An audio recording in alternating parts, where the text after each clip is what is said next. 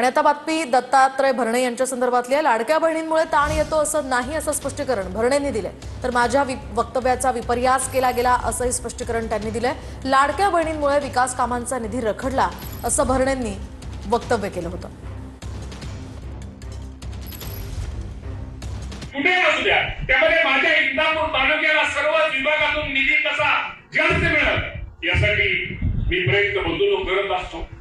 आज तुम्हाला मी सांगतो ठीक आहे, आज लाडकी बहिणीमुळे थोडी योजना असल्यामुळे काही गोष्टीमध्ये थोडं निधीमध्ये थोडं यायला उशीर होतोय, उशीर झाला होता, परंतु आज सगळं हळूहळू गाडी पूर्ववत यायला लागलेली। कालच्या त्या बातमीचा थोडा चुकीचा अर्थ विपर्यास केला गेला। ताण म्हणता येत नाही त्याला की आता अचानक एखादी कुठली नवीन योजना, शेतकऱ्यांची वीज माफी असू द्या, लाडकी बहीण असू द्या, अचानक पैसे त्यामुळे जास्त पैसे लागल्यामुळे इतर योजना थोडा उशीर होतोय, परंतु याचा अर्थ ताण वगैरे सरकारला ताण असं आपल्याला म्हणता येत नाही।